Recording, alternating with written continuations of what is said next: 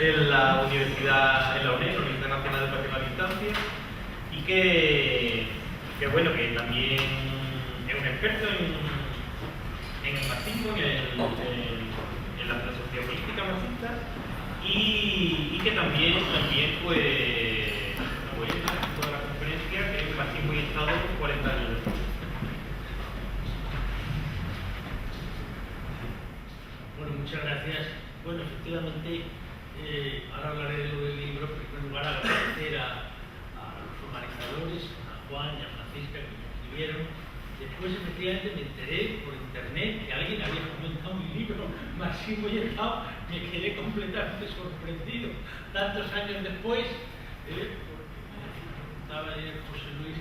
si en qué medida era un libro que tenía impacto, y después explicaré por qué ya en el momento que sale ya estaba el debate en otro lado y ya no hubo manera. O sea que nadie me comentaba nunca el libro, y de pronto que hubieran pasado tantos años, pues me quedé completamente sorprendido. Que alguien hubiera hecho un esfuerzo de lectura tan pormenorizado del libro y tal. Y entonces le dije, bueno, pues de cara al homenaje a Paco Fernández intentaré explicar un poco el contexto de este libro, sobre todo cuando nos vimos en la Fundación Ortega, como hablamos también del tema de Chile, para ver un poco cómo era ese contexto. Para decir una frase que lo puede sintetizar y que pueda ayudar a entender las coincidencias y las diferencias que yo tuve siempre con el grupo de Sacristán. Decía Ramón cómo se llega de Gramsci a la socialdemocracia. Voy a explicar cómo se pasa de trotskista a socialista de izquierda. Era mi caso, que yo efectivamente el punto que yo tenía en la universidad, y por eso el libro, claro, hay gente que se sorprendía la cantidad de páginas que dedica Ernest Mandel. Este es un libro de Marxismo y Estado, que tengo que decir que para muy orgullo o satisfacción mía, sino realmente para yo muy reconocido, ha sido citado por dos autores.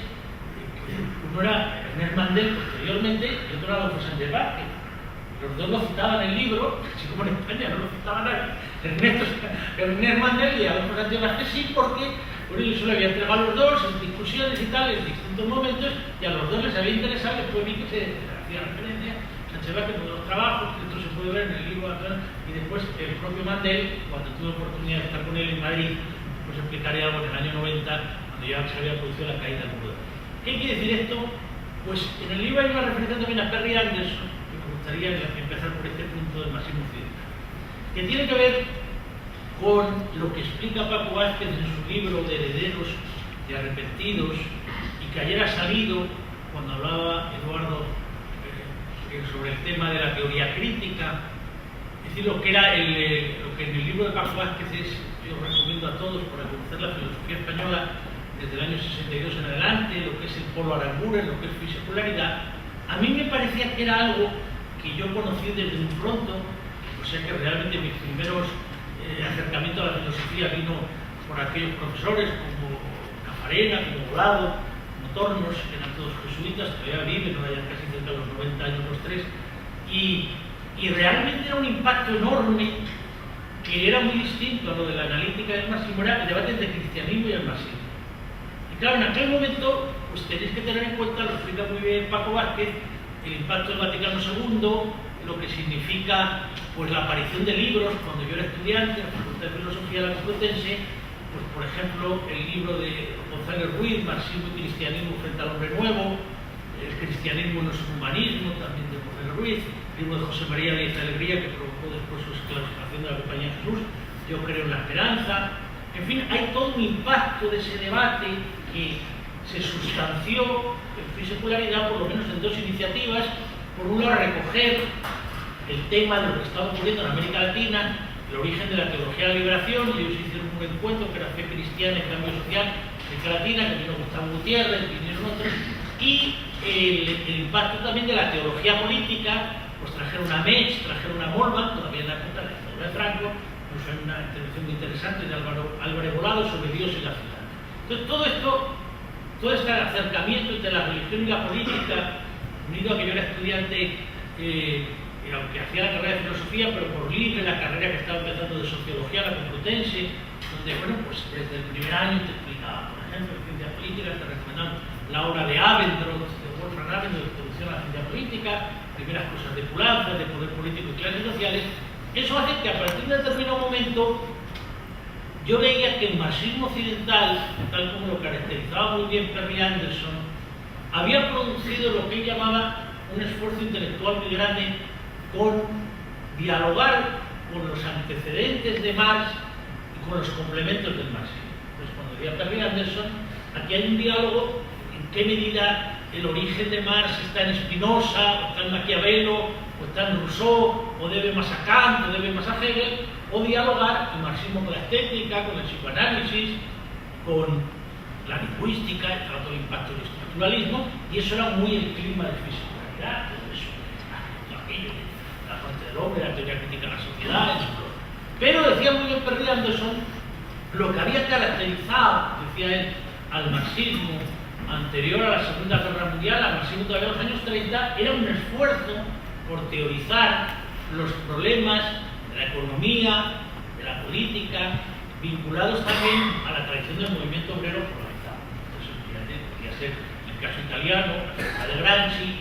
en el caso de lo que había sido el marxismo, el periodo de entreguerras en Austria, todo el periodo, todo lo que era Tobago, todo lo que era Ander, o el periodo de lo que había sido el efecto todavía de la socialdemocracia alemana, de la perspectiva de Kautsky, y naturalmente el impacto de la Revolución de Octubre. Entonces diría, bueno, hay algunas figuras que todavía vienen a reconocer aquello, por ejemplo, que citaba Togliatti, etc., pero después se ha ido otro mundo. Decía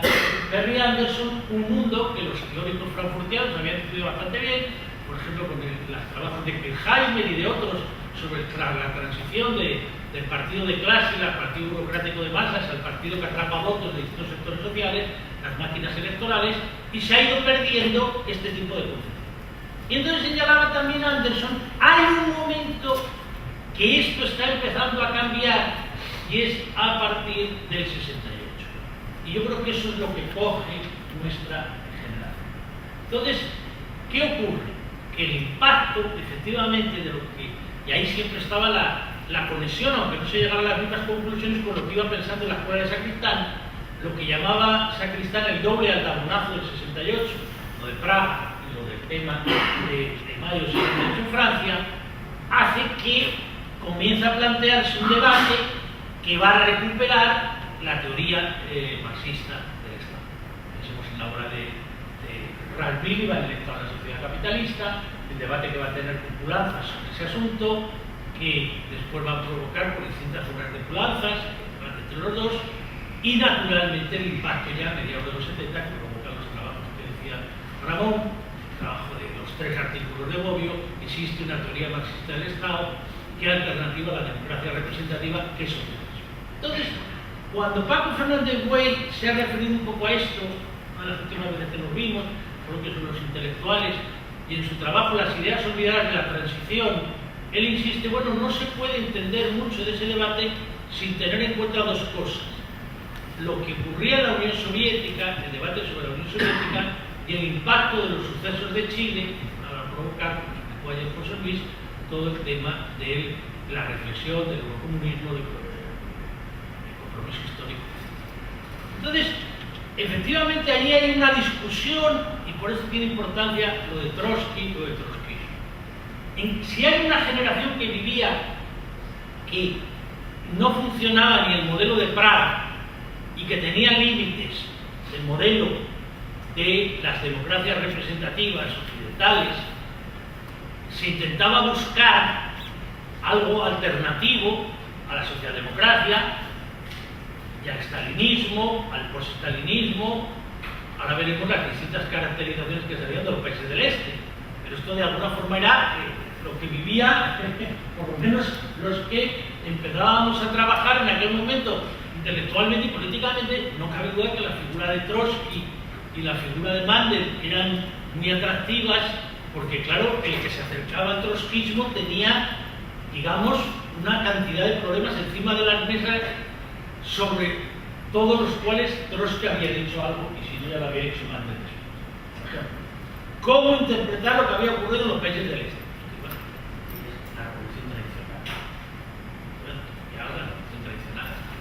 ¿Cómo interpretar lo que había ocurrido en la República Española y en la Guerra Civil. Bueno, los escritos de Trotsky sobre el POUM, sobre Andreu Nin, sobre el Frente Popular, sobre por qué no había habido en España un partido revolucionario, los artículos, los trabajos de Pierre Brouet, había todo un tipo de carácter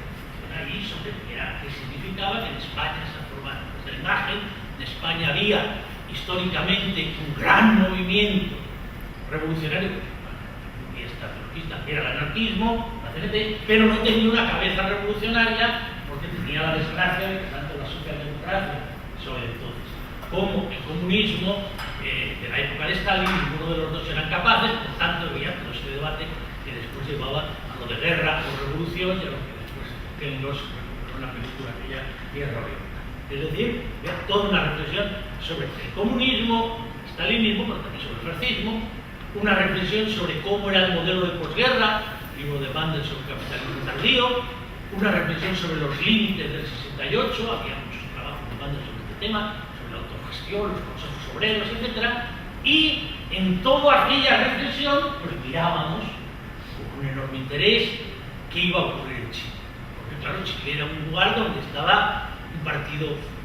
comunista, un partido socialista que tenía otras tendencias muy fuertes, una tendencia más moderada de Allende, una tendencia más radical de Carlos Altamirano, un grupo cristiano que se movía desde la democracia cristiana hacia la izquierda, el MAPU, y un grupo que vindicaba la vía revolucionaria, el MIR, y entonces estaba todo el tema de cuál era la vía, si era la vía de lo que había significado Castro, o lo que había intentado el guevarismo, o la vía que intentaba. Todo esto estaba en nuestras cabezas, en los escritos, etcétera, que íbamos dándole vueltas a ese tipo de reflexión. Entonces, en esa perspectiva, bueno, pues la caracterización que tenemos por este tema de Trotsky, pues hombre, tenía un elemento muy atractivo que eran los países del este. Y había toda una reflexión sobre decir en qué momento se produce las condiciones, las razones, los motivos por los cuales aquello va a acabar en el estalinismo. Pues en aquella época a mí me pareció muy interesante, muy atractivo los artículos de Bobbio sobre el tema de la extinción del Estado y de recuperar la teoría marxista, porque no cabe duda que allí había toda una interpretación que, si recordáis, pues empezó a afectar a todo el mundo, el debate del Partido Comunista Francés sobre la dictadura del proletariado, la evolución del que ayer se habló del eurocomunismo, la aparición después de algo del socialismo del sur de Europa, el socialismo mediterráneo, y había toda esta reflexión sobre ¿cuál era el motivo? Y había gente que decía, no, pues bien, ese motivo está claro. El motivo viene porque Lenin, en el qué hacer, tiene una interpretación tan absolutamente dirigista, vanguardista, sustitucionista de la clase, que es la que al final crea las condiciones para que, desaparecido Lenin, el stalinismo